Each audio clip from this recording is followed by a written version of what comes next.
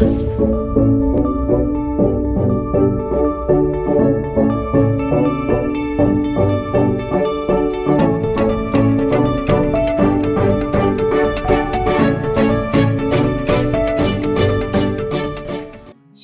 Doeriers, saya senang sekali bisa jumpa kembali dengan sahabat Doeriers, dan kita bertemu lagi untuk merenungkan sebuah firman Tuhan di pagi hari ini. Sebelum kita lakukan aktivitas kita, mari kita renungkan sebagian dari firman Tuhan agar aktivitas kita hari ini diberikan kekuatan, diberikan hikmat marifat yang daripadanya. Kemarin saya membaca bagian daripada firman Tuhan di dalam Ibrani 4 ayatnya yang pertama sampai yang ke-13. Tetapi setelah saya sudah membaca bagian daripada firman itu, saya baca lagi ke bawahnya di ayat yang ke-14. Ayat yang ke-14 sampai yang ke-16. Di sini diberikan judul perikopnya Yesus sebagai imam besar. Saya akan bacakan untuk saudara. Karena kita sekarang mempunyai imam besar agung yang telah melintasi semua langit, yaitu Yesus, Anak Allah. Baiklah kita teguh berpegang pada pengakuan iman kita. Sebab imam besar yang kita punya bukanlah imam besar yang tidak dapat turut merasakan kelemahan-kelemahan. Sebaliknya sama dengan kita. Ia telah dicobai, hanya tidak berbuat dosa.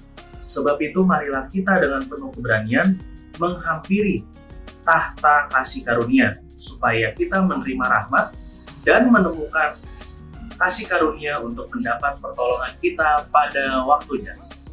Ya, setelah saya baca firman Tuhan ini, saya sedikit merenungkan bahwa di sini dijelaskan bahwa kita mempunyai imam besar, dan dikatakan bahwa imam besar kita telah melintasi semua langit.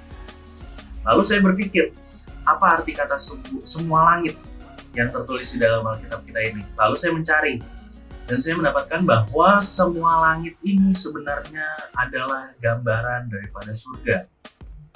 Jadi kalau kita baca lengkapnya, bahwa karena kita sekarang mempunyai imam besar agung yang telah melintasi surga.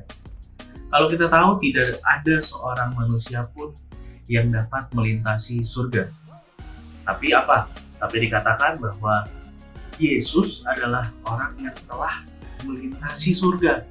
Nah, sekarang kalau kita pikir bahwa dia dapat melintasi apa yang tidak dapat kita lintasi.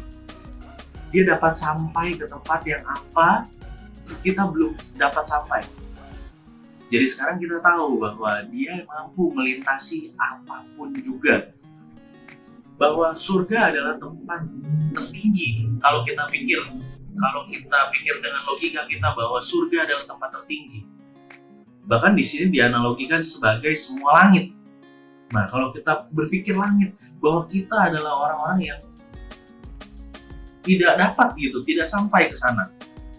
Nah, kita tahu sekarang bahwa kita punya sakit penyakit, kita punya pencobaan, kita punya permasalahan. Tapi apa? Tapi kita yakin dan percaya bahwa Yesus mampu melintasi semua itu. Karena apa? Kalau surga saja mampu dia lintasi, bagaimana dengan persoalan kita? Bagaimana dengan permasalahan kita? Dia mampu melintasinya. Dan dikatakan, sebab imam besar yang kita punya bukanlah imam besar yang tidak punya kelemahan, yang tidak merasakan kelemahan. Bahkan di sini dibilang ia dicobai, tetapi apa perbedaannya? Ia tidak pernah berbuat dosa. Ketika kita dicobai, mungkin kita masih melakukan dosa. Ketika kita dicobai, kita masih jatuh ke dalam pencobaan tersebut. Tapi apa? Di sini dikatakan bahwa imam besar yang kita punya, dia juga dicobai. Tetapi dia tidak jatuh ke dalam pencobaan, dia tidak masuk ke dalam pencobaan, dia tidak berdosa.